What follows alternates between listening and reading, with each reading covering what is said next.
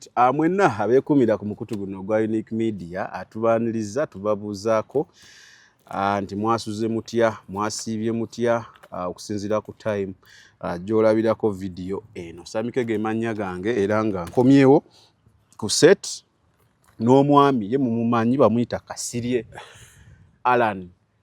Kyemumanyiko Musumba naye yaŋŋamba Sami lekeraawo toddamu kumpita bintu ebyo. Tabwagala. Simanyi lwaki tabwagala. Naye nga musajja wange tubeerawo ku channel wano wadde olumu abula, especially nga abaana bali mu kusoma kuba ayina essomero abaana eri kindergarten ne primary kweri ne primary, so abeera mirimu. So ngambye engeri taamu gyeri mu kutandika nyinza okunoonya omusajja nga simulaba nga teyansubiza program zange zenjagala ate tujjewo, especially ezikwata ku ki ku marriage. Ezikwata ku marriage era wabaze mu kisaawe kya marriage katawo tuba tumuyita kojja musanyusa. Kasirye weekoledde erinnya yandeka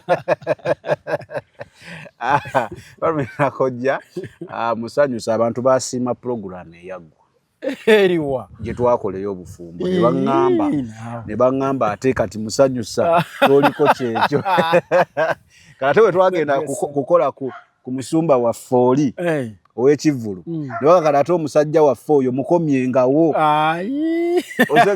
Bandeke. So gwe tuli naye ate tugenda abantu onnyonnyoka ensonga leero tugenda abantu tutambuliramu kintu era bufumbo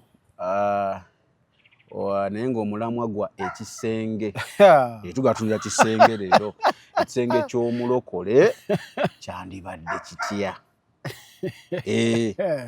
Ekisenge ky'omulokole kyandibadde kitya? Omulokole yandiyisizza atya omufumbo mu kisenge? Kale JS banoonyeko balina ansa naawe bajja bakuyamba gwe olinamu obuzibu ng'omusajja oba omukyalo, olinamu ulcers, olinamu pressure, olinamu ebikutawaanya, omutima tegugira bulungi, ogezze nnyo oyagala kukogga. Laka maama nange ndowooza neetaaga okukogga ndaba nzigwawo.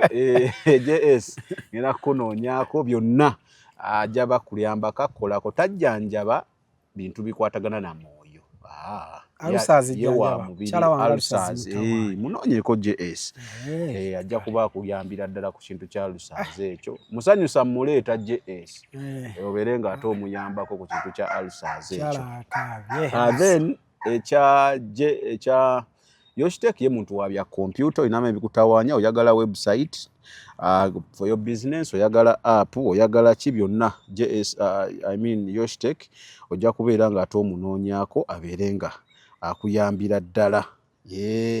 Then Josam bali mu bya ttaka, bw'oyagala ettaka ebweru w'ekibuga, oyagala ettaka mu kibuga, oyagala lyenkana ki, oyagala linene, oyagala ttono, oyagala lya kyapa, oyagala lya ndeke ki ku kintu ky'ettaka ne property, ojja kubeera nga ate omufuna.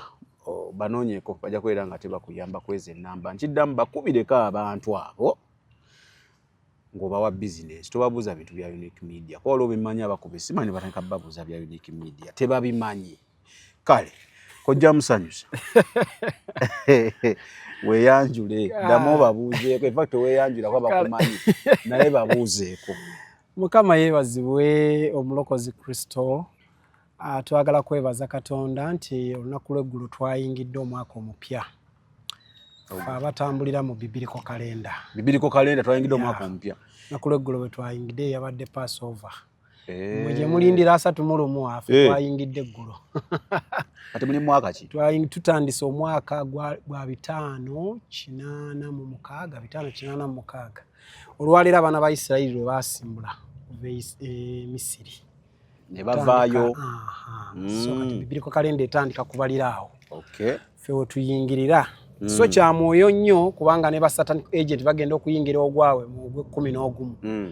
Ffe tuba twabasooseeyo dda nga tukkiriza Katonda. Kristo yeebazibwa omulokozi. Mbabuuzaako nnyo, mbalamusiza nnyo banna Unique. Waliwo omukyala ali US eyo, omukyala bamuyita Mami Vicky. Akunyumirwa. Mugamba nkoleko. Akunyumirwa nnyo. Abe Vicky nkutumidde. obeera n'omulenzi oli ayina erinnya ly'abazungu mukyala mukulukulu naye nze onkola bulungi nze olw'ekisa kya Katonda. So njagala kubalamusaako mwenna okusingira ddala abafumbo bonna gye bali n'okusookera ddala ng'oyagala nnyo munno. Manyi tuli mu bufumbo bwa bika bya mirundi ebiri.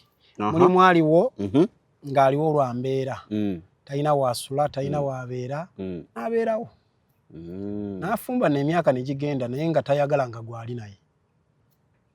Yatamwagalangako beegatta bakola ki naye ng'omutima tegubanga nayo ebyaddala naye nga talina kyakikolera.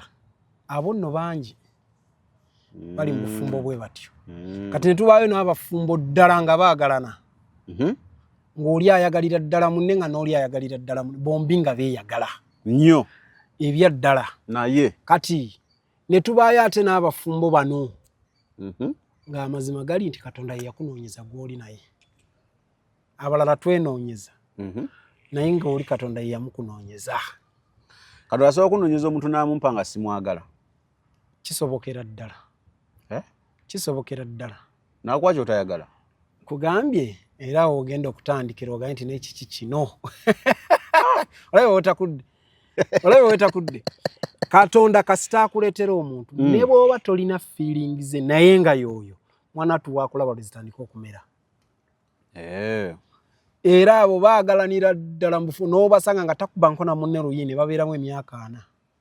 naye wakyali abasajja bakuba abakazi Nnyo egyo emisango ngina mingi nga balokole nnyo nno nina n'abasumba nze mbeera mu misango gyabwe. Omusumba yakubye omukazi bulungi nnyo nga gye nkomezza. Kale atugaba tubyogera byonna ani baba nate n'omusumba akuba omukazi enkya n'oyimirira katuuti akuba nti oli ku mukutu wano nandibadde mbakuba bali aba ate bamaanyi nnyo wano naye bakuba abakazi ate abakazi tebalina kyakikolera abasumba. Era lumu tuba tudde nga twavudde no mu counseling ennaku nga 2 sumba omu alina ne radio wano amaanyi nnyo tubituddemu ne muzeeyi mitalo oyo tubituddemu.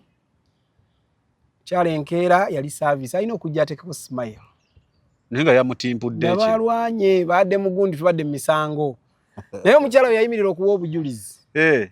Njagala kwebaza Katonda tukulaakulanya n'omwami wange bujje tweyongera naye nsaba Katonda omwami wange adde mwalokoke lusiri lwerabira adde mwalokoke nali nawulira nga nsiiridde naye nga kati ate bano kwolo baali bampise nze mubuuliza agenda okubuulira gwe nagamba kati golowooza ekkanisa maama w'ekkanisa ng'agambye bw'atyo nti omwami wange adde wabawo ekitali kituufu. Golowooza ekkanisa yalowooza akyawo naye nange naliko omwoyo omutukuvu bwe najja natambuliza ddala mu area eyo ey'obufumbo eyo. Naye obufumbo si bwangu si bwangu nzewetera obufumbo si bwangu. Mubeera mu dating emyaka 4. I'm giving an example. Ate nga bino ebintu mu church gye biri. Mumujja kuddeyo muyombe mbusimanye emyaka 4 awo yaba yagwa taba mulokole biki obeera n'omuntu emyaka 4 naye njogera reality. Amazima gali nti osanga oli nga abadde n'omukyala mu dating emyaka emeka ne basalawo batekingana bold step ne batukuza obufumbo bulungi omwaka ogwo gumu obufumbo ne bugaana. Nogamba naye giri ena gibaddewo nga kati wano omwana badde mukyeyagaliramu nnyo nga biganye. Kaakati awo baguddewo olutalo wakati waabwe. Kati awo omanye okumanya nti sitaani aba alukoze eki aluyingiddemu. Kale anno munne wootabadde abantu olunaku lw'eggulu bagenze mu ggulu omulokozi yakomyewo. Kagombe k'enkomerero nga saaka. In fact ennaku ezi 2 luli n'olw'eggulu batugeze tukwatira ntebe era kati naffe twasigadde anti jjukira rapture bagamba rapture Bible egamba abo abalonde ne bajjo ajayitanga mubbi naye agenda kujja atya kati ffe twasigadde naye yayogera atya nga agamba eddoboozi lye tetwaliwulidde endikaze ze zaawulidde eddoboozi onzise naye ngo okugenda badde bakulanga kuva ndooza mu August. Ani akugamba ndi bagenda kukulanga n'okujja togenda na kumanya. Bayibuli egamba agenda kujja ng'omubbi. Kristo agenda kujja ng'omubbi n'olunaku lwanajja n'essaawa naye yennyini tamanyi lwagenda kukomawo. Yagamba ekyo kitange yakikola ki? Yakimanyi. Lunaku lwagenda omusindika. Kati ebyakatondola wadde tobimanyi. Abo baveeko balalu ba mitwe Mukama ansaasire okukibagamba. Bagenze da tuyinza oba twasigadde. Tujja basanga mu Geyeena. Era kati tugenda mu kye tuyita. Bw'oba oyita bw'oti n'otambula n'obalengerako eri mu bajja kwera mu ngoba abantu abatasoma Bayibuli bali mu kubuzaabuza abantu owulira ennaku ng'ekuluma. Niwe omusajja yagamba ye Mukama yakimulaga 2018 era kati yo bayagenze simanyi yamulaga 2018 namugamba mu 2025 mu September nyina kusoma za 23 na 24 baba tulabira bagenda ng'osoma Bayibuli bulungi nnyo. Petero ng'abuuza Mukama waffe Yesu ng'abalekedde Omwoyo Mutukuvu ati okomawo ddi kubanga Yesu yamala ennaku 40 ng'ali nabo ng'amaze okuva mu ntaana ennaku 40 ng'ali nabo bamubuuza naye n'abagamba nti ekyo kitange yakikola ki? Yakimanyi. N'olunaku n'essaawa sekola ki? Naye kirangibwa akagombe k'enkomerero kalivuga ensi yonna. Bayibuli egamba nti Yesu tagenda kukomawo okujjako ng'ensi zonna zimaze okumutegeerako. Nitukyalinayo n'ensi eziwera kumpi nga 2 tezimanyi Yesu. Abo wembyogerako baganze siri wa mwoyo kati baleke balekereyo. Omanyi Bayibuli egamba abantu bange babuza olw'okuba bagamba ebintu ebimu bitegeerwa ba mwoyo. Kati bwe baba mwoyo nnyo babatulabire mu ggulu tunaabasangayo. Ab'omwoyo ennyo baagenda Yesu yabatwala. Bagenda be baani? Jjajjaffe Ibrahimu naye n'okufa yafa. Musa oyinza okugamba mbi akantu kenkupulengira n'akantu katono nnyo okakase kyenkugamba owuliriza bulungi kuba tuyinza oba twasigadde. The rapture is upon us. Whether you are ready or you are not ready, no human being on this earth is ready for what is coming. I began to hear literally in my ear the sound of the trumpet. Do not take the mark of the beast. Ako gogambe tewakawulira ngwakadde tewakawulidde abakawulira baakawulira kakati njagala owulire wano. 2025 the Lord Jesus Christ is coming on the 23rd of September. That's what I'm saying. The Lord Jesus Christ is coming on the 23rd of September. I'm standing there. I'm not changing my mind. On the 23rd of September, the Lord Jesus Christ will come. That's what I'm saying. The Lord Jesus Christ will come. I've not changed my message. There's no but there. On the 23rd of September, the Lord Jesus Christ will come. Kakati oyo yesimanyi oyo muki oba mu Nigeria oba muki kakati oyo omu kati ono ye mu South Africa ye information Katonda yagimwa mu 2018 namugamba mu 2025 September 23rd ne 24th nkomawo olawo yamwesigisa mu 2018 ulira.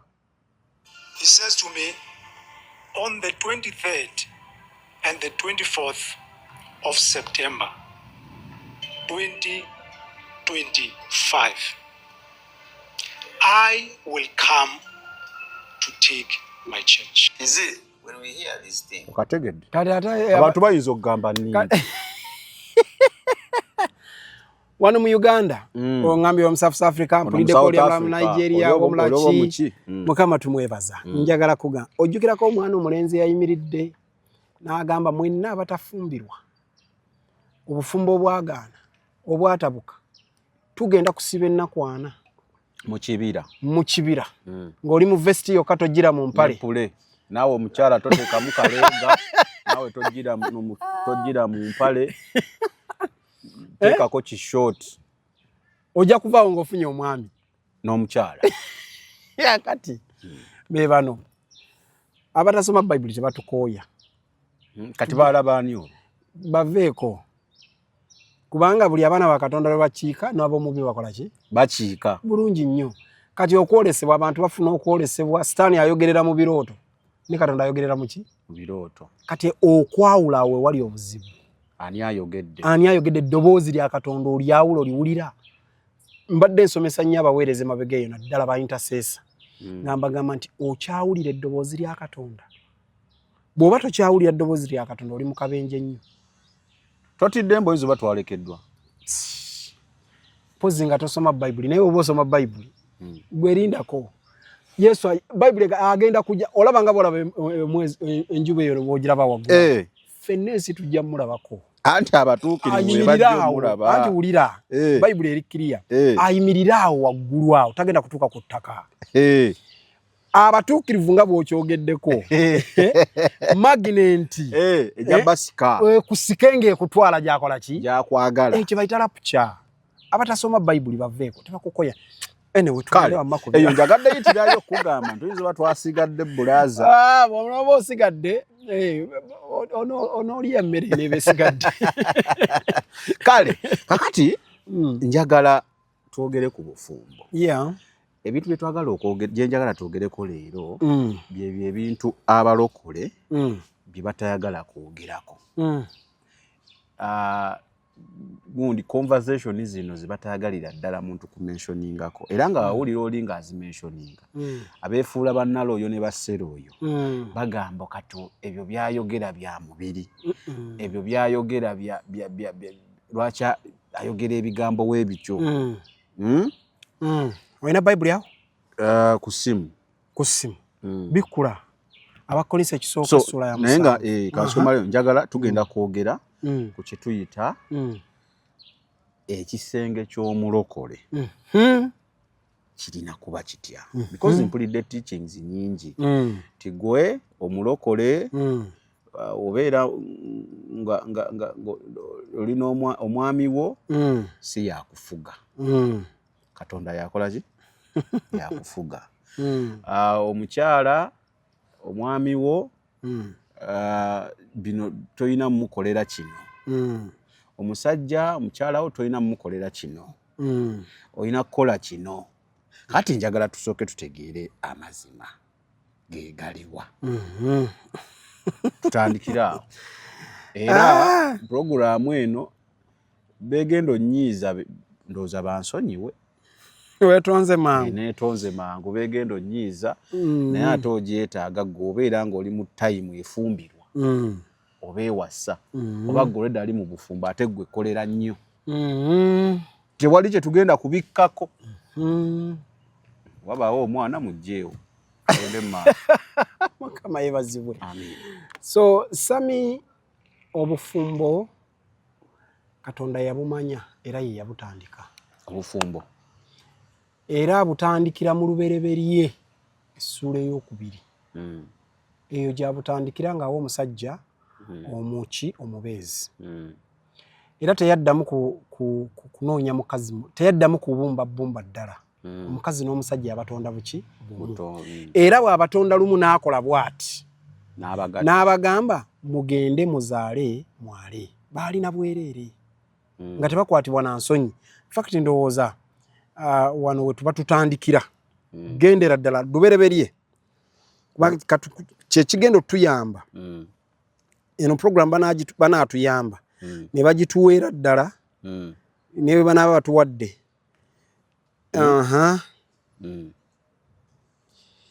Okay, lubereberye ssuula ey'okubiri. Tuviire ddala ku lunyiri lwabiri mu mmeka. Lubereberye Genesis chapter 2 verse ki? Verse tuli ku bufumbo bannaaye. Tandika ndowooza tutandike na 18 yoba osoma. Eye 18 egamba The Lord God said, It's not good for the man to be alone. I will make a helper suitable for him. Suitable. Kubanga kati wenjagala tukole ki? Tugende suitable. Kubanga omwami tugenda mu kisenge. Nina programu. Si leero saagala nnyo byabwe. Njagala kisenge. Nina programu. Gyenkola nina omukutu gwange ogw'abafumbo guyitibwa Sweeter Marriage Family Prayer Altar. Obufumbo bwe businga okuwooma mu nsi yonna. Teriyo ku nsi kiyinza kuwooma kwenkana sex, tekiriyo. Ne bw'onoolya ebyenkana bitya, challenge weeri abantu abasinga obungi tebawoomerwa sex. Lwaki? Bakola mukole kutuukiriza mukolo. Kubanga tebamanyi bakola ki? Katonda akulaze wano mu lubereberye n'akugamba nti sweet help agenda okubanga ali ki?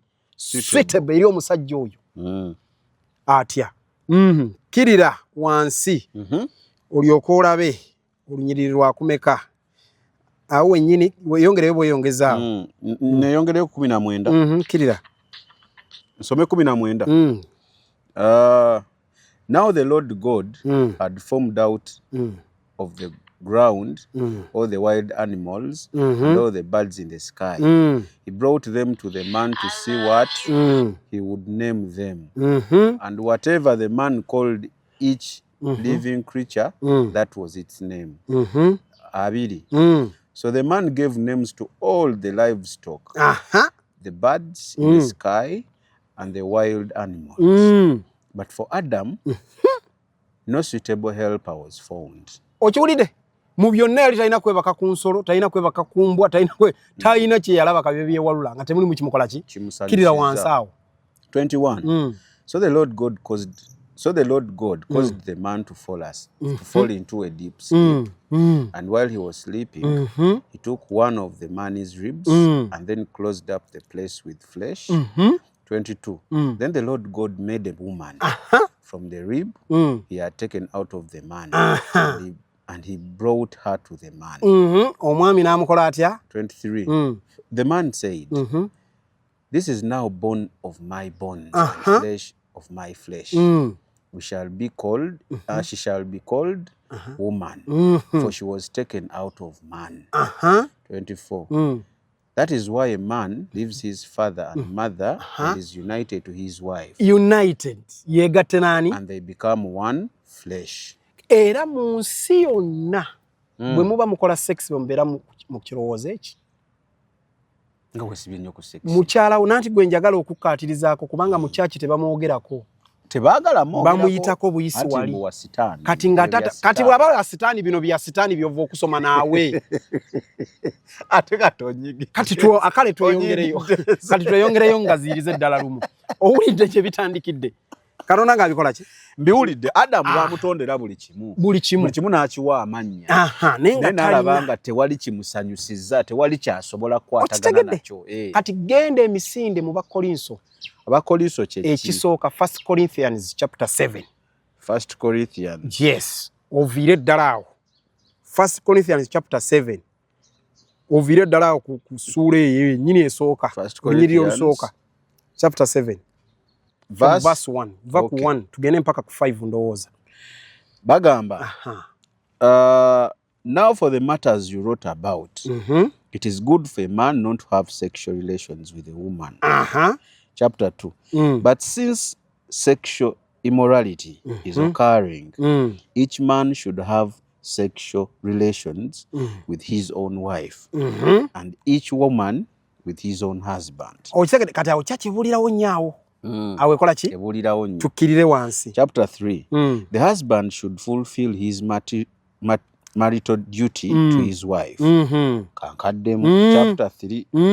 The husband should fulfill his marital duty to his wife, and likewise the wife to her husband. Okawuliddako? Olina okusasula omukyala ebimwegwanamu byonna. Buli kimu olina okikola ng'omusajja. Ate n'omukyala naye kubanga aliwo n'obuwangwa olumu nabwo alina okukola ki? Okubituukiriza asasule. Kaakati kirira wansi awo waliza olunyiriri lw'enjagala. Chapter 4.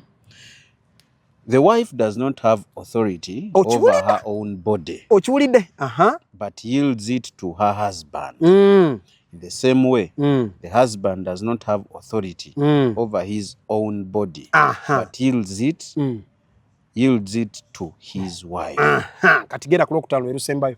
Chapter 5. Do not deprive each other, except perhaps by mutual consent and for a time, so that you may devote yourselves to prayer. Aha. Ulira aganti temummangananga ye Uganda bwe koze iki? Wano egamba do not deprive each other. Temummangananga. Wabula mpozi nga mukoze iki? Nga mukkiriziganyizza so that you may devote yourselves to prayer. Kati bwe mbadde ntandika nkugambye nti teri kintu kisinga kuwooma mu nsi nga sex. Sex awooma. Okukamala ennyo. Era abasumba baffe abamu batya okwogera ku nsonga za sex balabanga ebintu byaki ebiswaza kino ekintu tekiswaza. Era nina be nali kansolinga mu COVID ng'oli agamba ye bamugamba nti n'okugyamu engoye n'ettaala alina ogijjako naki alina okweyambula ng'omusajja tamukola ki tamulaba nako. Wulira omusajja Katonda yamuteekamu ebirungo era yabagamba bonogera eri mu chapter 3 yabagamba mugende muzaale mwale mu Genesis chapter 2 eyo nyini mwabagambira muzaale mukole ki mwale. Naddira omukazi n'amuwa amagi n'amutonda mu nabaana ye n'ateekayo amagi era ye omukazi tasobola kwezaalamu yeetaaga enkwaso zinaakwata ku magi gali azaale. Kati oba oyagala oba toyagala omusajja yalina okukola ki okwebakako ozaale osobole okuzaala. Kaakati wano we wali obuzibu nti bwe tutuuka mu kisenge ekisooka teri n'omwasabira ku sex oyo. Buli muntu yenna agwira bugwizi munne amuwambagatira buwambagatizi ng'ambwa alinga nkoko tebeeteekateeka tebali muwadde okwetegeka ebyo batyo byogerako. Oteekeddwa okutegeka munno otuuke ku kigera kyenkugambye ekiwoomerwa sex. Mu butonde omusajja ayanguwa mangu okuyimuka. Ate era ayanguwa mangu okugwa. Era Abaganda balina olugero olugamba nti ekyekango tekimanya muki muzira. Omusajja ono ne bw'aba ayimuse ng'ali mu mbeera yeetaaga okwegatta n'omukyala ne wabaawo akonkona ku ddirisa bw'ati omukulu ng'akivaamu era bw'akutuma okuleepinga omukazi oba wakamuleepinga bw'oti ye ng'akola ki ng'abivaamu akulekera bizibu bikola ki ng'akulekera ebizibu nnyo. Omukulu mutiitiizi nnyo mu bufunze mutiitiizi kyokka mu butonde bwe yalina amazzi agazaala. Era ye mu bwangu bwe bwayanguwa mwangu nnyo n'eddakiika 2 nze nafunisa omuwala olubuto nga tuyimiridde mu kiyigo kya club. Dakiika zo 2 zaakumala okufuna omwana ng'afunye omwana kubanga kyekyali ekiseera ekyo. Kakati wulira sex ajja atya abeerenga mulungi era ekisenge kibeerenga kikunyumirwa kubanga obutabanguko bwonna bwe tufunye buva mu kisenge. Ebintu biri ebivaako obuzibu ebyenfuna ebyowanga tetubigenda mu myebiri ebintu bya bulijjo tubigenda mu leero njagala wano. Ekyokubiri yono sex yatabangula katono nnyo naye akokoola bakatabula ensi yonna. Musobola n'okulemererwa obufuzi lwansi. Omusumba tasobola kubuulira njiri ng'omukyala yamumye sex. Ekyo nkikubuulira. Kyova olaba nze mbabeerako enkya n'eggulo ne mbagamba mukazi gwe wajja kuwa musajja ono sexy.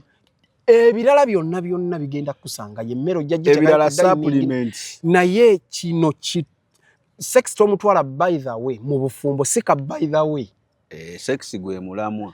Owai ennaku zino ng'akamwenyu tekakuva ku matama. Anti nafuna abantu abatuufu mu by'ettaka n'amayumba. Yosan Properties. Bano bakufunira ettaka mu buli sayizi yonna gy'oyagala. Oyagala lya kyapa oba lya ndagaano. Oyagala lya kulimirako oba lya kulundirako. Naawe ayagala ery'okuzimba. Basangibwa Nansana okumpi ne Nansana Municipal Council. Bakubire ku ssimu 0748533 Waliwo mu comments yateekawo nagakati obuzibu bwa kojja musanyusa oba Alan Kasiri ebyawandiikibwa abirabanga byabalala tabikulirwa na mwoyo mutukuvu. Ngamba nja kuleeta kaakati ebintu bya sex tebirimu mwoyo mutukuvu. Already ye yakikola kyaggwa. Bw'olaba omwana omuwala n'omwegomba amasannyalaze ne gakukuba n'akusika nkugambye alina amabeera alina akanyinda akakoze ekya alina amatu amalungi amaasaga ebyo kyovola ne bwe tuba tuyimba bye tukola ki gwe bikoledde. Kati bwe bikolera buli omu alina ebimukolera. Omwana ono najja ajja mu bulamu bwo teriyo kirala kyovola ba ne sex tebamuyigiriza. tukuyamba buyambi kugamba nti kola it's a natural thing kya butonde mazima kya butonde omusajja wo oluyimuka wagenda amanyiwo ate n'oli abamanyi ekyokukola bw'aba tamanyi watisi yeka katika mpaka bwatuuka walaga yamanyiwo obwo butonde Katonda bwe yabukola kyovula bateri yayigiriza Adam sex teri era Mukama yali wamu naye kyekiri kye nagamba bwe nagana nja kudda nkubuulire nkugambe nti ekitanda ky'abafumbo kitukuvu awo oba oyagala oba tokola ki toyagala ne Katonda abeera waawo ng'okola sexy kati by'oyinza okuŋŋambako bye bino by'oyinza okugamba style kubanga mmanyi mugundi egyo ogenda okubuuza style tuzeetaaga mu kisenge kubanga tugenda mu kisenge ye kyeyayogera okukola era olwedde okimanyi teekateeka munno bulungi nnyo amabeere gakwateko tuyina ekitabo kiramba bantu mmwe abaagala bannammwe tulina ekitabo kiramba mu Bayibuli kituyigiriza bwe tukwana bannaffe kuwaana bannaffe kitabo ki oluyimba maama kitabo kiramba gwe teka mbuteesa omugambe nti amabeere g'omukyala mugundi oleete yegenda kukuleetera mu Bayibuli era owaana mukyala nze Apostle Bungi bwe yali angattane mukyala wange yaŋŋamba kati byengenda okugamba ebyaffe bye batugamba n'ebya Bayibuli bira kati njagalayo ggwe ebibyo by'oyagamba munno ebyakubanga omulabi nange ne ndyoka muwaana bulungi nga bw'alina ebbeere liringa ettutu ly'omucungu omuto ogwakakola ki ekkanisa neekuba endulu nga tebabiwuliranga babityo bikola ki obyogera anti kati byebyo bagamba olina kubanga ng'owaana Katonda awo oba otandise kusinza bwe tukkirize kuno si kusinza Katonda eyabiteeka wano n'agamba ndeese omuyambi ono akuwoomere Katonda akyogedde akuwoomere kyovula nze nkugamba nti teri kiwooma ku nsi nga sex challenge eri emu nti bannaffe tetubateekateeka nze nkulayirira amazima ga Katonda nze sina lwe nali neebase ku mukyala wange mpozzi ng'alina ebimusumbu sina lwe nali mwebaseko netsita mu ebyo tubyetaaga abalokole ati oli mulalu otabuse butabusi mutwe gwe mukazi gwali kye kitawaanya abantu n'ava ewono n'agenda ewoli kye kibendesa ku basikaali asikaali agenda okukwata nga wayidde dda agenda okukwata kakubandula kaaka kamu n'ogamba maama bulijjo omwami wange akola ki olaba mukazi butava mu sitowa ya sikaali abamutwalidde emmere kati amufaako gwowoza kumutwalira mmere lwaki teekateeka omukazi mutegeke nga gwe bw'owulira bw'oyagala kati kankulaga okola otya nga tuli mu kisenge sex tumutandika tukyalina ku mulimu tutya tandikira munno mukubire omugambe switi oli otya ye bannange ng'oluddeyo n'otuuka ssaawa mmeka omunno otandika muteekateeka ng'ali eri yangu wanno njagala kulabako kyovola luli nakugamba nti seba tayayimba oluyimba lwe bayita ddole y'omwana lusaba sexy omukazi asaba musajja sexy kubanga wantajja kwatula akugamba nti naye jangu naye tandika okutegeka omusajja ono omukazi gwokoze eki gwakubye munnange nno kubanga omukazi mu butonde bwe buli bwatuuka mu nnaku z'omwezi nga 10 bw'agenda mu periods kati njagala ompulire bulungi gwali ku mukutu bw'ogenda mu periods omala ennaku 10 kye bayita safe days era awo ne bw'okola sex ne munno olubuto luyinza obutajja abasinga obungi bwe babikola ki bwe bibatabukira awo abanoonya abaana tebabalaba bwe ziwera ennaku 12 nabaana atandika okupika atandika okukola ki okweggula nabaana buli bwe yeggula obwagazi bw'omukazi busituka kubanga eba ereese eggi era kyova ogenderera nti omukazi yenna gwe baleepinga afuna olubuto 90% bafuna embuto kivaawo kati buli bwokako omuntu ono buli bwomukwata pressure gy'abaana kyokutyoka okuba kyovola n'abantu abakola ze bayita fast cut abasinga obungi bafunisa bannaabwe embuto lwaki mu kutyoka nabaana ye yeekanga n'akola ki n'ata eggi kati awo we batera okufunira ki embuto kati nabaana eno buli bweggulawo omukyalo ono abeera mu bwetaavu kyovola ba mu nnaku ez'essatu omukazi ayinza n'okukwata embwa ez'ennaku essatu kuva nga 11 12 agenda okuwunzika okuyingira mu 14 awo omukyala ayinza n'okuya era bwe weebaka ku mukyala n'ata oba omukoze bubi nnyo ayinza n'okukutuka n'afa oyo sex gwolaba kati okola otya tandika okuteekateeka munno oli otya bannange nno oyanguwayo leero bannange nno teweerabira agenda okutuuka nga gwe wategese dda n'obunyeebwa mu ddiiro omutekedde obunyeebwa bwanaalyako kacaayi mugjeemu sitokisi esaati gimugjeemu teekateeka munno ng'essaawa gy'ogendamu ya kisaawe oyo omukyala yabikola ebyo omukyala yabikola kivula ntandikidde side eriwa okay eyo omukyala bw'atandika oludda omukyala bw'atandika okutegeka omwami bw'atyo omwami ye aba yaswitchinze dda mu bwongo bwe kati nno ayagala kola agattirawo amanya nti kati ono ayagala kati ye kasamala okuswitchinga eno omutaka wansi omukulu ye ng'ategeera ekyo kubanga sex ali ku bwongo agatta naki era switching amangu nnyo olu switching that's why kizibu nnyo tosobola kwebaka ku mukyala n'omukola mususu kizibu wangi kizibu ne bw'oba ogamba nti olinga nti tosobola kwebaka ku ki omukyala n'omukola mususu ono gwe tukola waki kubanga kali akagundi akasawo kaggala kati kano ne keggula ak'enkwaso ne kaggulawo lwaki kati omukyala bw'omanya nti omusajja akuteeseteese bw'atyo omanya omusajja wo kye yeetaaga kikola ki kyekiddako kati totandikira mu ddiiro bajja basanga kati ate nga gwe oyagala oba otuuke ku ntikko situla omuntu oyo mutwale mu kisenge akusange nga wayaze ekisenge okuva ku domat ng'eyogera sex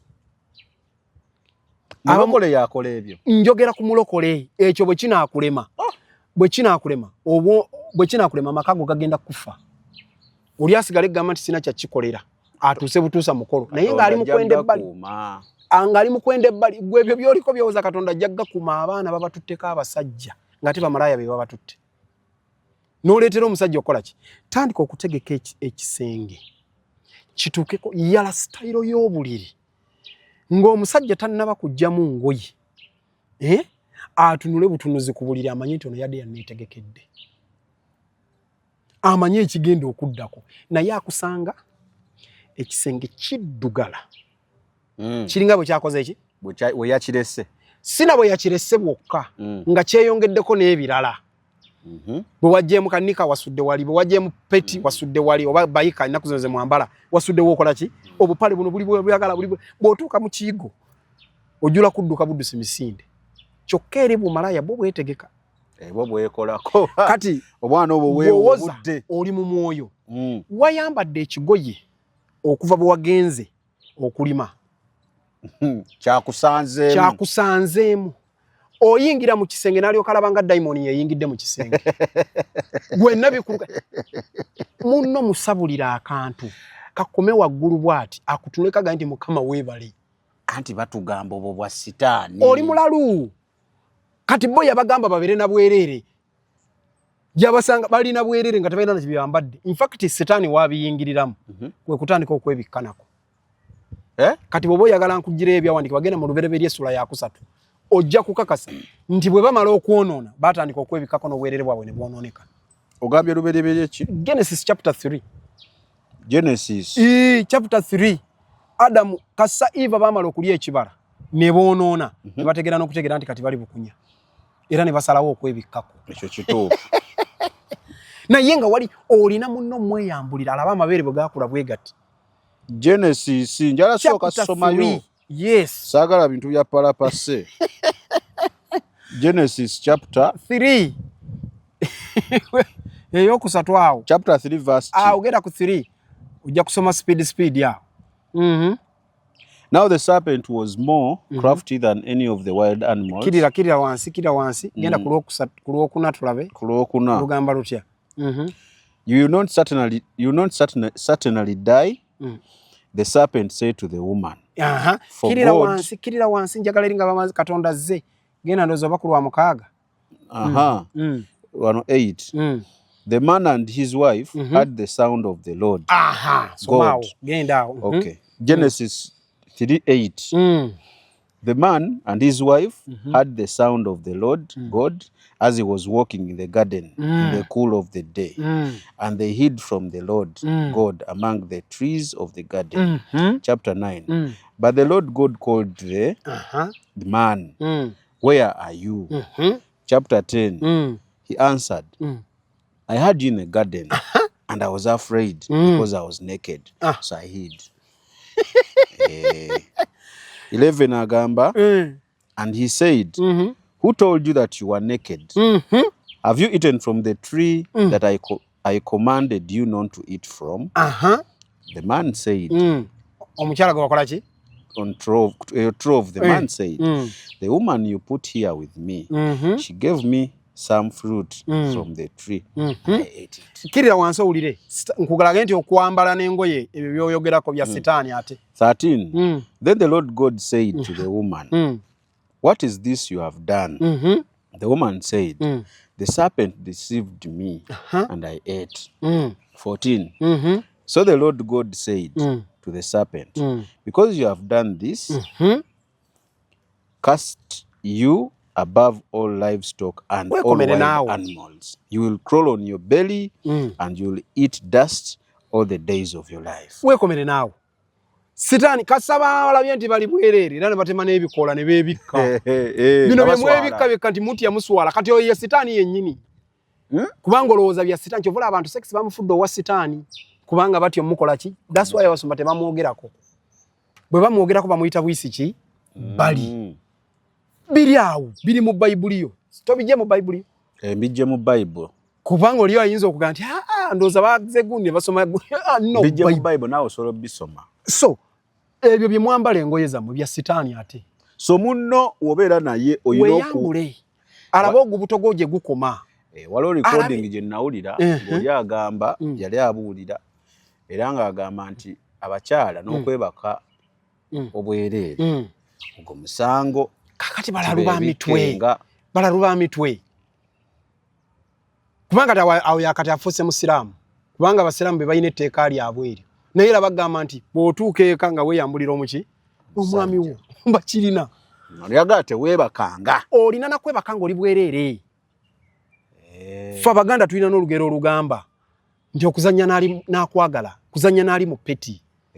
Peti ogirako bugizi bwoti toyina kusula na mu mpale olina kusula bwerere. Lwaki okalubiriza muno naye mukazi gwe n'osula mu mpale n'osula mu bayika n'oteekako jini n'oteekako butoyagala musajja akwateko oli mu bya sitaani bitandikidde. Naye ebintu byoyogera nga mpulikikanga bendeeta wana babiyite eby'omubiri. Kati balalu booleeta nyinza okubanga ekigamba kugambireko balalu bulalu. It's a spiritual thing bya mwoyo. Weeyambulire munno akulaba ebbeere bwe lyakula akulabe kati ngenda kudda ku sayidi y'abasajja.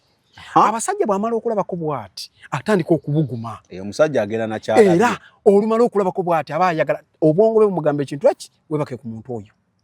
Kati gwe omukyala tomukkiriza kupapira. Kati wano we ngambira abasajja teekateeka omukyala mutandika okunyumirwa sex. Naye kayizira n'omukyala yatalina kukkiriza mupapira. Okitegedde? Kubanga nze mba nzize. Kaakati kyova olaba sex ntera nnyo mu bagamba nti olina okuba ne discipline mu sex. Kyekiri kyentera okugamba abantu nga nsomesa ku kyotita godly family planning. Eriyeeyo. Discipline etya? Ate wabawo ebya discipline. Anti kaakati wulira olina okumanya nti ne muno gogenda okwebakako muntu. That's why olema omufutukira obufutukiza naye yeetaaga sex wo. Naye essaawa eyo yeetaaga sex wo. Ekyo olina kibeera mu bwongo obwo nti ngenda kugyamu empale eno nzijemu underwear gye nnina ne munnange muggyemu empale oba ye in fact omusajja gw'olina okugyamu n'omukyala ki empale otandika omumuteekateeka. Anti ebyo namaze obikola. Abakyala balina akafo akali sensitive era buli mukyala singa omutandika omumuteekateeka omumutegeka omanya akafo ke. Era ntera nnyo bagamba abaana abawala ti bw'owulira akulomansi nga n'akwata awo w'osumulukuka munywereza awo omukono w'abanyweza yajja tegeera bw'ogenda kusumulukuka wali mangu. Mulyoke muzannye ka sex kano mutuuka tomukkiriza kutuuka kusookayo. Bw'akusookayo ogenda kusigala oyina ennyonta kubanga bw'ako watayagala na kwagala kuddamu kubeera nawe. Ate gwose butonde ekyo tekirimu tokiteekako na kibuuzo ekyo tojja kugenda Katonda yamanyi lwaki bwe yakikola. Katonda nti gali amazzi kasagamala okufuluma omukulu aba akitadde. Kati yamba munno oleme kupapa. That's why nze mbagamba bw'opika n'opika nga bw'opika n'owulira ng'ogenda kumaliriza kubanga ebbugumo lye lireeta obwongo ne bukola ki ne butandika okumanya kati ndiki enkwaso ziri ne zita kati zinywezeemu. Kyova olaba abakyala mbagamba miima ku musajja ono naye babimanyi. Kati kyo kiraba tuli mu kkanisa tebabagamba omanyi. Nze nno ndowooza zino batera ziyita era n'abali bayinza okuba bayomba bazita uncomfortable conversations. twetaaga okubeera nazo, twetaaga okuzibeeramu. Ate naawe omufumbo naawe omusajja wo oba omukyala wo muyina okubaako we mutula ne mwogera ku uncomfortable conversations nti kiri kitya oli agambye nti ennaku zino sikutegeera kubanga siwe wali luli siwe wali kiki kakati ngoddayo. Now uncomfortable conversation zino abantu baziteeka mu docket nti ziswaza okwogerako tulina zoogerako era azoogerako museegu but the reality is nabadde ndi ku TikTok okwo simaba video yadda oba yakati nabadde ndi ku TikTok okwo nendaba omusumba omu munene we naamwogera munnange bayinza olowooza ate mulumba naye nga yabadde ayogera nga wa explanation lwaki tebakyalina mukyala we mumanyi nze nkuze mumanyi fact side eyo gy'obeera no kati betacyabe eyabawadde amagezi okugenda mugundi osanga yadagala amaka gaterere naye abana ba TikTok bafu bo banoonya content amazima mulinde gwe baliko omusajja mutyo mwogera omusajja n'ayogera naye ng'olaba uncomfortable conversation zino senga zaaliwo eziri omukyala teyandigera nkweyo omuntu gwe twafiira wano webbeeyi ennyo eyali agasennya eggwanga lyaffe BMK kumanye ekyamutta bw'amanya nti abaana baalina yatwala abaana obbakebera DNA bagenda obbakebera ng'abaana mu bonna baalina ng'abaana basatu si babe ebyo biinako obukakafu anti akatodde baabiteeka ku mikutu byali ku mikutu bulungi nnyo bukedde waffe omumanyi tagiraayo talwayo kubanga noono omusumba ebyaddala yannyonnyodde n'agamba yakebeza abaana nti baagira DNA omukyala ennyini n'atayirinda musajja agenda ku DNA yamukubira essimu n'amugamba taata totawaana abaana bano si babo kubanga baba abakyala babamanyi olunaku lwafuna olutalutegeera alumanya kubanga ebintu bikyuka mu obwo mwagala twogere ku bintu bino ng'ate these things are going on mu church kati church egenda kusaanawo babaire nga abantu bakyayagala kujja kukola ki kati abakatuliki there is no way also okudduka tomwogera ku sex tekisoboka kubanga nakyo abali mu kanisa bonna banga batuuka myaka bakola sex ng'emazima ate abasinga bakola wabubba ate abasumba bakola ow'obubba kati twogere ku mazima nga bwe gali lwaki buli bw'otatuukiriza buvunaanyizibwa eri munno kyova olaba nkugambye abakyala bano kyova olaba ntera obbagamba ozadde tosigala nagalaale tandika okwezza otya sijja kugamba ogenda okola ebyabasamize bye bakola oba ebyabagundi bye bakola tigenda okwate gundi onaabeyo bino onaabe bino obutonde kozesa enkola ennyangu tandika wali okutteko kususu n'omukwata ng'akuluma n'ova ejjinja n'otuuka e Kampala nga tomufuse okuba kuyita kusiba musulo kati n'omwami wo bwe muba mutandise okukola sex omwami ono akunyumirwe bw'owulira agenda kufubutukira mangu munyweze nga bw'osiba susu mukwatireyo akasajja ke kakwatire muli munda tandika omuta mpola mpola agenda kunyumirwa sex nawali wabadde agenda okutuuka mangu ate addayo n'arefreshinga akuyamba okusembeza gw'osembere because kati tuli ku ggwe butereevu kubanga ye neweba eddakiika emu yakita kati okwewala ekyo gwe mukwate mu sex ono nagambye oteeseteese obuliri obulezegesese bulungi essuuka ozaaze omukazi essuuka olina zijjawo ekisenge kyovala nze na programu n'amagisomesa ya kisenge ekisenge oteekeddwa okukyala omukazi essuuka olina zisulamu ennaku bbiri zikyuse era mu bino tulinazo kuzina ez'akameezi empitirivu ezigira n'essuuka ezaffuka ez'emitwalo ebiri ez'omutwalo kati gwe oli mukwogera mbagagga kale njogedde ku mwavu essuuka ez'akasanvu gyeziri tuyina essuuka peyeemu tunoonye akasanvu ofune omukazi obumu ku buvunaanyizibwa bwe kyekisenge ekyo ekisenge kya mukazi oba oyagala oba toyagala ekisenge kiba kya mukazi kiba kikyo kiteeketeeke tomukkiriza kupapira bw'owulira afubutuka kubanga waafubutukira sipiidi ennene ennyenyenya bagenda kita mukwate era bw'oba osobola n'omukono guyise okwate ku basajja bali ababiri buli bw'obakoonako bw'oti baddayo emabega naye ebintu bino muyina amachachi agenjawulo gayina zigundi ezo zisomesa ebintu tebaagala kubisomesa. Wampuliramu tulinamu conference z'abakyala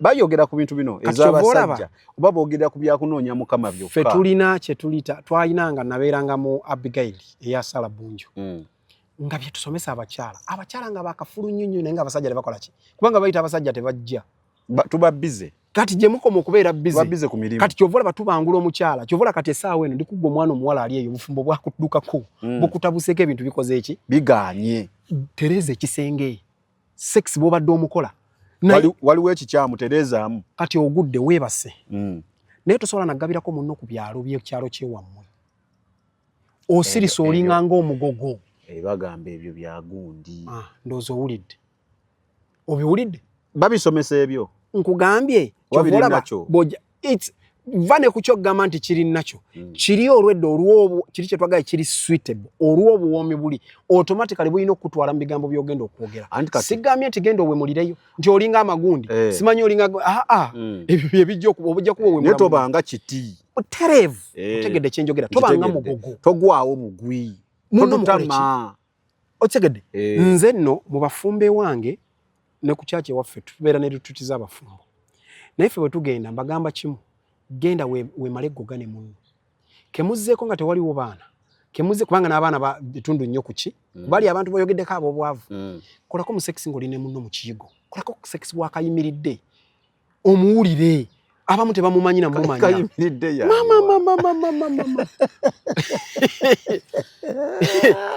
wali okozeko sekisi nga amazzi mugatadde agagundi anti kati ate z'omwavu kale eyo tuvuddeyo bano boolaba n'abakuwokinga bano abali ku gundi bazirina ezo facilities bazirina nyonyola ku bazirina takutuzza otwo otunyogoga tubayiikire kwata munno gwe ku luno gwoba omunaaza nga bwe banaaza omutaka agenda kuyimuka okoleka sekisi ako ak'amazzi kubanga togendangako mu sekisi wa nnyanja ekyo kyenjogedde kitawaanya abantu oli bwakiwulira abawuga tebakola nko ku sekisi wamuki wa mu mazzi naye bw'oba osobola gendako mu kiyigo ne munno okoleko ku sekisi ng'oyimiridde owulire bwakumenya amagulu okakasize eddala lwaki omwana ava mu ntumbwe ekyo mbadde omanyi gye kiva muno kivaawo nti omwana ava mu ntumbwe gwe ddayo olwa mukyalawo olwaleero bwe tuva wano mugambe amazzi ngate ku mazzi kolako ka sekisi ako ng'oyimiridde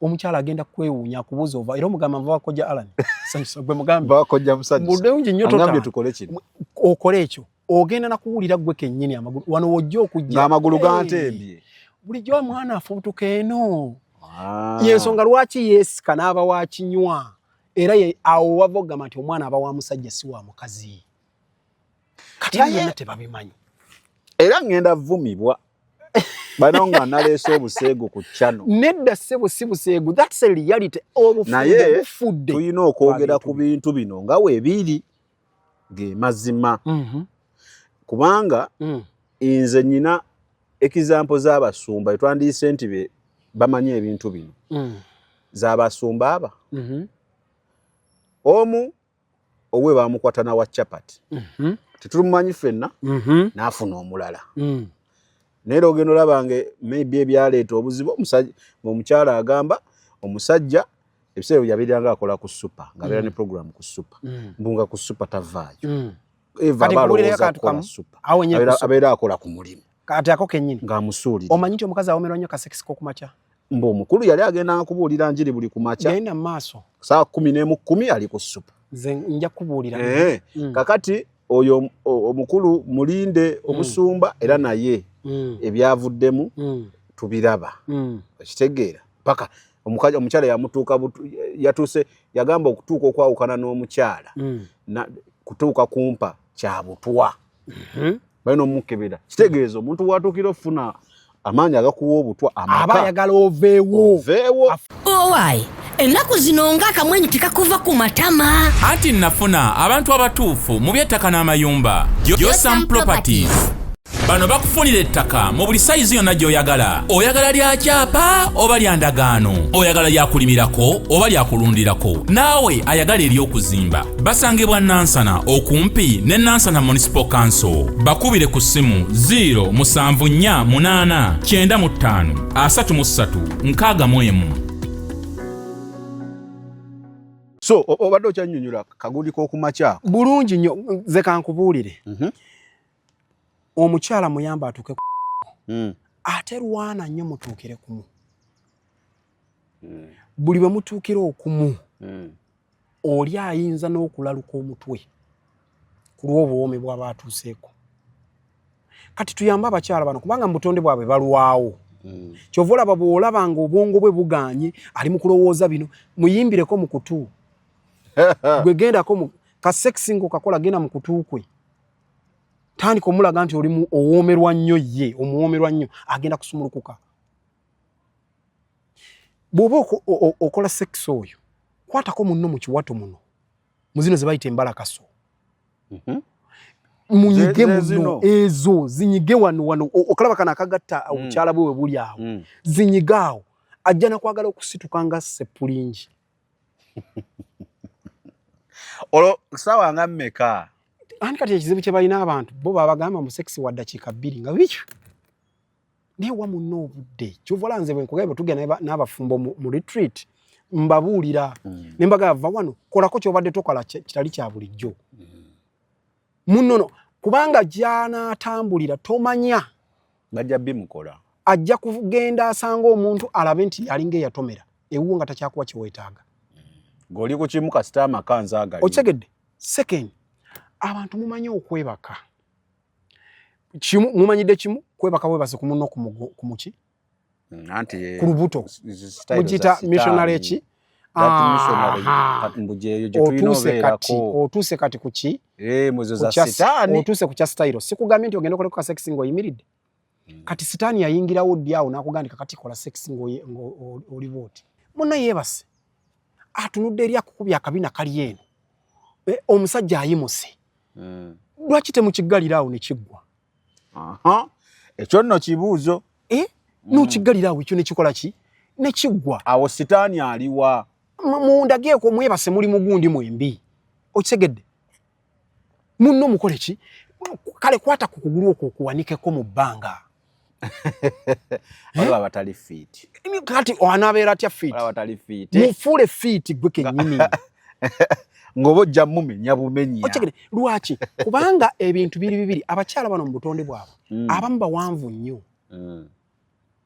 gye bakoma okubeera abawanvu ennyo ate abasajja abamu bampi nnyo obeerayo ng'oli kasajja katunga oli kampi va kufa abawanvu nti gye twakoma obuwanvu n'obuwanvu tuli bawanvu naye n'osanga nga munno tomutuuka w'olina kutuuka ebyo mbyetaaga ng'omulokole naye kati kyevudde nkugamba teekateeka munno ogende okwebaka obwebasi naye nga kyanguyirwa nga munno ajja kutuuka naye munno bw'atatuuka ng'olemedde nnyo ku nsonga y'okutuuka eyo yeevuddeko obuzibu omanyi nti nina abafumbo bemmanyi ng'afumbye emyaka 3 tangako kizibu owulidde bw'obuuza nti kizibu ekyo kyo kizibu yali nno mukyala wa musumba omu ng'ali mu bakyala banne mu kkanisa emu ku kanisa ennene wano mu Uganda mu baana beegunaga kati batudde ng'eyaabwe egundi y'abakyala amugamba ti naye mami omusajja wange buli bwankwatako ntuuka mangu ne mmala mangu nnyo ate mba nkyayagala nkole ki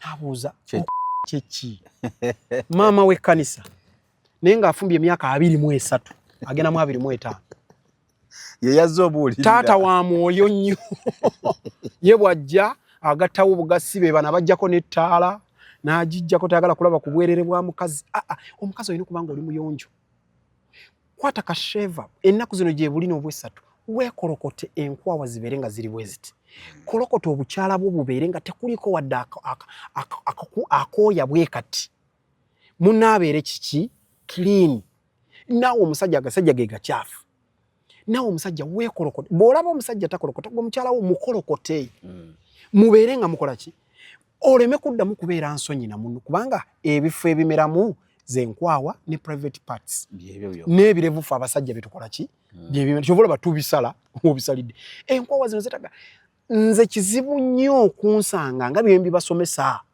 bubibeera kizibu nnyo okunsanga nga nasakaatidde mba ngenda kuluka mukeeka mu gundi yange tugambe nti bano abakyala kati waliyo ensonga endala tebaagala najjoogerako era kubanga ekolebwa bajjajjaffe be bagikola eyo ya sitaani okiwulidde lwaki kubanga bye bagenda okukozesa okola ki kola lwaki nti bagenda kukutwala bakuwa entengotengo bakole ki naye omukazi obulungi kizibu mulepinga kubanga zo ziggalawo ziggalawo kizibu nnyo okubeera mugundi ki kyokka omukyalo oyo atuuka mangu nnyo kubanga we wali ensulo eziteeza omukyala. So that is the importance. Kikulu nnyo lwakuba nti tebamanyi bwe bakikola. So olina kitandika ng'olina mwana muto bamaama baffe waka be balina okuyamba. Akuyambe nti bw'otandika okugenda mu nsonga atandika okusembeza kubanga bo bukula. Atandika obusembeza maama akugamba obukwatanga n'obwoti ne bwoti. Kati bana kyovola bana abayita basenga ba street gwe baliira ssente empitirivu. Anti kati bagamba basajja bange bagaba ebintu oleeta wano nti ebyo bya kalicha tulina kufollowinga kalicha kati ojja biyita kalicha nze sikugambye tugenda bakomola sigambye tugenda bakomola oyiwa omusaayi bakomola abakyala kubanga okusikkomola naye abakyala gwe lwakuba nti nno naye ate important naye ate nange nyiza obuuza ekibuuzo kimu nti bwe tuba tugamba nti ebintu ebimu byansi tetulina bikola lwaki omusajja bakomola that is a question nti gwe lwaki omusajja weba byansi wakkiriza ne bakomola wandiganye kubanga byaki byansi naye ng'ekikutaasa kirimu ebintu bibiri naye nga birimu ebintu bingi obuyonjo nsonga nkulu nnyo n'ebirwadde ebimu okitegedde ekyokubiri nti omuntu afuna mangu omuntu omukomola afuna mangu ebbugumu kubanga aba akoonera ddala omusuwa ka private party ke kali kaba kakona kasuwa kooli omukyala akasulo ke kati ebyo byonna byebintu bye batakola bye batannyonnyola naawe mu bufunze ekisenge kisooka kiteekeddwa okuba nga kiyonjo nnyo kyokubiri teekateeka munno ajje sex mumutandike nga akyali wala bw'otuuka lagirawo nti omwetaaga omusajja tomukkiriza gwe mukazi gwe bukyanga omusajja oyo akuwasa yali akukutteko ku bbeere eryo yali ayonseko ku bbeere eryo nakugambye tulina ekitabo kiramba bakiyita oluyimba kiri mu Bayibuli mulimu buli kimu amabeere go buli bwenganuunako gampomera ng'omucungwa omuto ebigambo biri mu Bayibuli yaffe kitabo kyaffe kyabafumbo kiramba naye abantu bakitya n'okikola ki okay kakati nga tumaliriza njala kubuuza kino ekibuuzo lwaki bino emitemu bye twogeddeko ne bye tunayogerako mu maaso eyo lwaki biyina engeri obyogerako eri omulokole lwaki biyina engeri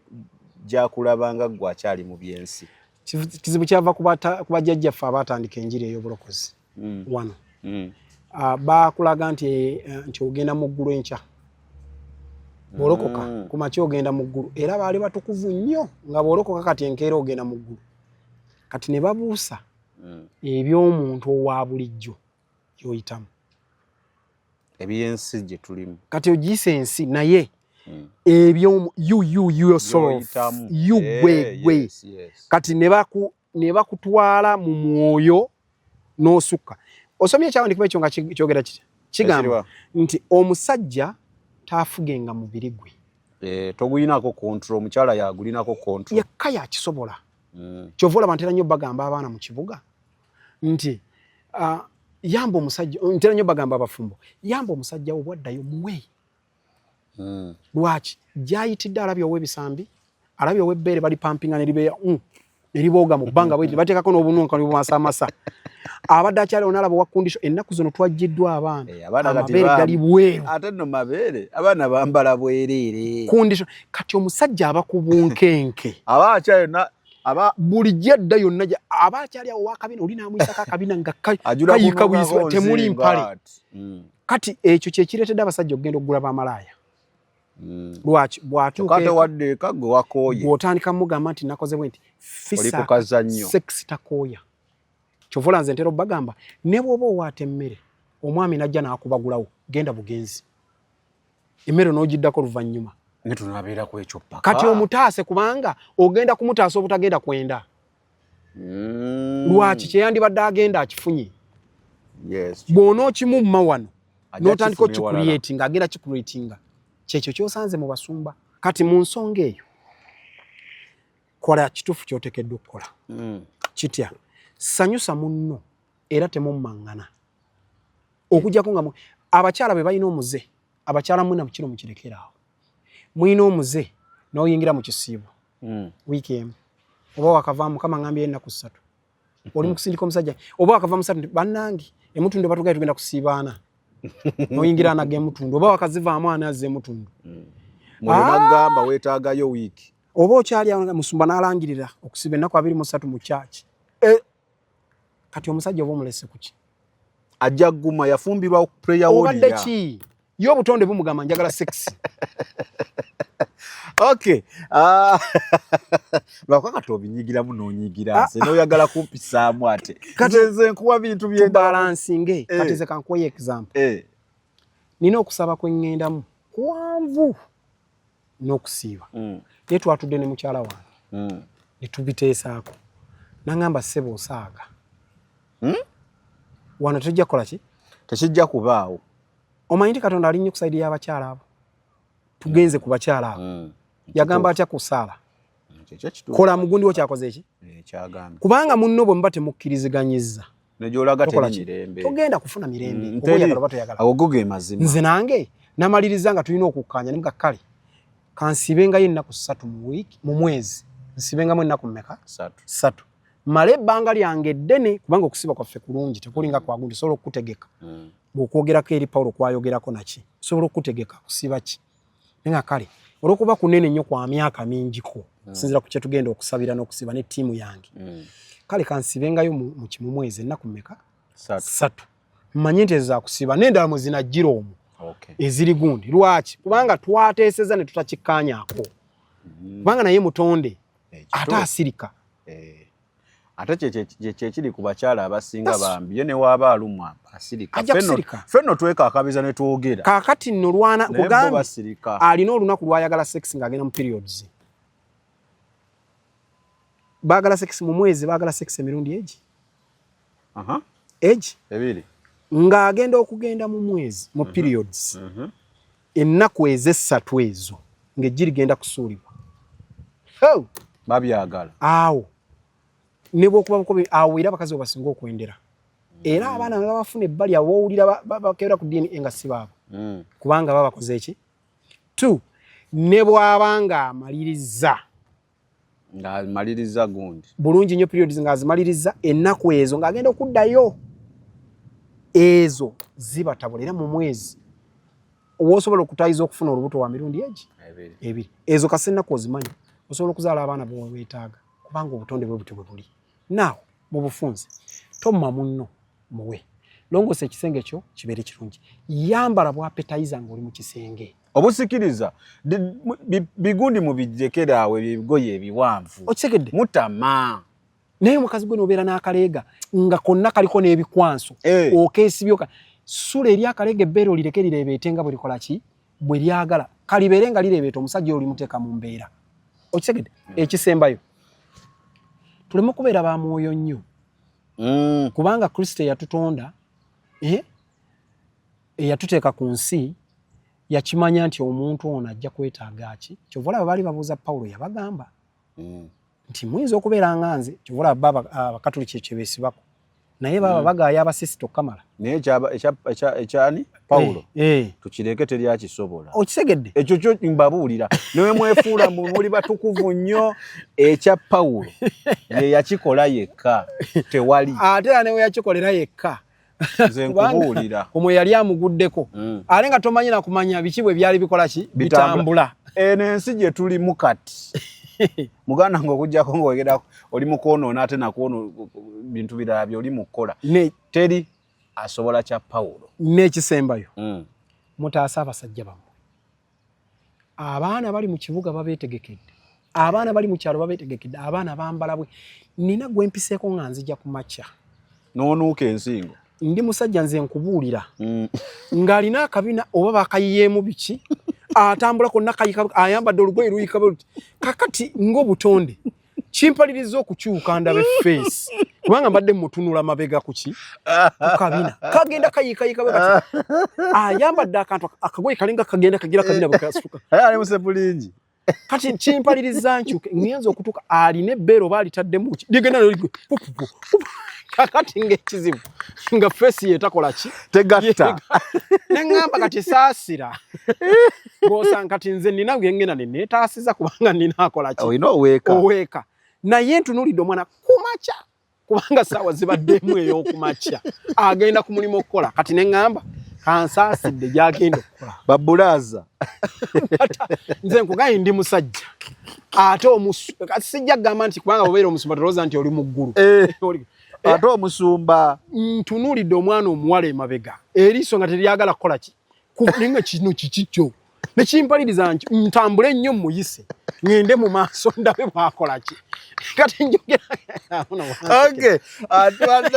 tubadde pasta Kasirye Alan ex-satanist waweza sema emyaka emeka 23 mukyala Tom Yanga ebyo mbireke siddamu bigira kati njogere ku Yesu yekka ate omujulizi munakyuka ngenda kubabuulira history takyuka ngenda kubabuulira obulamu bwange ate nina obulamu bwempisemu emyaka 22 emyaka 23 yali ali wa sitaani but ayina ne obuweereza bwakola obwabafumbo bagaba bata sweet marriage family prayer altar ekyo Katonda yakimpa yennyini amazima gali nti obufumbo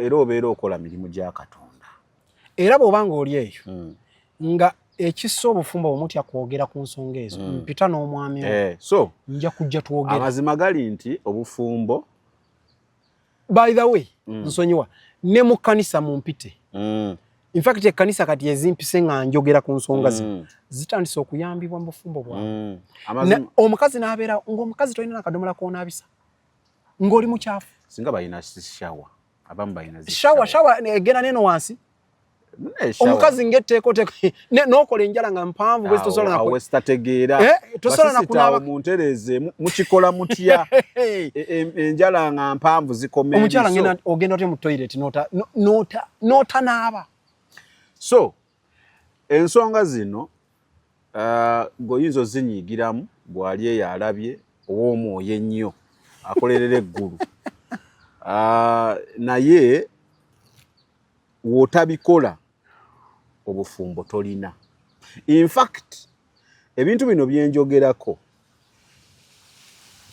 mu nsi bali ab'ensi ekiretedde abantu abasinga okufuuka ba step basingle mother maybe bo biba byabwenzi naki naye kiretedde basisita mu kyakyo okufuuka ba single mother abasinga butakola bintu bino bonga befuula bali mu mwoyo nnyo omusajja ne waba wamukyusa timing omusajja n'agenda ate olyoka otugamba nti sitaani yabireese sitaani olumu kituufu yaba aleese embeera zino naye ate ffe abamuwa avenue oyina obuyinza obumulwanyisa gwe tereza ekisenge kyo okole kyotekedde sitaani we yajja n'akema Eva ku kibala Eva yalina choice egamba sijja kukirya muterevu naye Eva yakkiriza okitegedde kati ate abasajja balina weak spot eri abakyala ekyo yagala gaana kyola ne Eva we yaleeta ekibala wadde Adam era yali akkirizanga amanyi baakitugaana omukazi yalimbalimba Eva yamuseducinga n'ali eki nkubulirayo kamu nga tonnamala nze omukazi yali andeepinzeeko ati bagamba abasajja tebabaleepinga emirundi egi nkubulirayoko omukazi Roja Mugisha yantuma emuyenga w'omukyala ntwaleyo ebintu mukyala n'aŋŋamba ssebo tova wano nga tewebase nange ne mugana asisobola najjayo pisto wanzigirayo pisto ne mugana nkubulire teweetaaga kujjayo pisto oyagala sex gwejjamu bujjango yenza omutaka ajja kuyimirira teweetaaga bwetaazi ki ne muwa kyayagala owookubiri neekuuma mu kkanisa kati njogera nga ndi mulokole nagwako mu kkanisa omuwala nga mmaze emyaka 6 nsibye zipu yange omuwala n'aginsumuluza njogera nga ndi mu kkanisa yeyo weakness omakye yankola yanga tugenda wasenga mbalala manyi ngenda kuwasa muwala twekebeza omusaayi ate bamala okwekebeza mulaba nga twekebeza omusaayi tugenda wambalala yali akimayindi wa class bwe twatuuka Masaka n'asasula hotel nanga asenga agambye agenda tusanga wa omuwala yaneyambulira nga tuli mu hotel aba nga bwe yazali nga ne bwoba oli musajja bwoba ogamba banna kakati so kyengezako kujjayo lwaki kiki nti zino uncomfortable conversations we need to learn okuzoogerako because wotazoogerako zikulyanga kansa mpola okakananga obulamu mye kati natulidde omusajja omusuumu akuze obulamu ebbanga lyali badde ku nsi ddene okusinga lyasigaza byonna byakoleredde tayinaawo kati ne musa sente kale azirina naye essanyu tayina maliriza ngamba woogendanga n'okkiriza okufumbirwa g'omusajja oba omukyala manya your responsibilities ezizo zituukirize oba omanyi tojja zituukiriza towasa ge mazima tofumbirwa ekirala tulekerawo okubeera nga omusumba wagambye tulekerawo okubeera ab'omwoyo ennyo tufuuka nnyo ab'omwoyo n'okusinga be tusomako mu Bayibuli ge mazima ne tufuuka ab'omwoyo n'okusinga be tulabirako mu Bayibuli be tugamba nti bano baali ki so kiddamu Bayibuli byeyogera leka tubikole kubanga tewali kyetwogedde wano kitali mu Bayibuli ekiriwo kiri nti mbufe tulina ebitabo bye twagala ennyo mu Bayibuli bye tusiibamu bye tusoma ne twerabira bye tutayagala tetubigenda mu nnyo kati nze onzijukiza ekyo ekitabo kibadde mmanyimu ekinendwawo ne mu programu zenkola kizibu nnyo okuleeta wano omuntu nagala tubikule wano so kiva kuki tusoma bye twagala bye tutalinamu interest ne tukola ki tukyuseemu programu zino ngenda banzikola n'omukulu ono buli wanampaaka tugenze ebyo byowulidde oba ebyogeddwamu episode eno si birowoozo bya Unique Media nga channel awamu n'abagikulira wabula birowoozo by'abantu ssekinnoomu mu kiti kyabwe.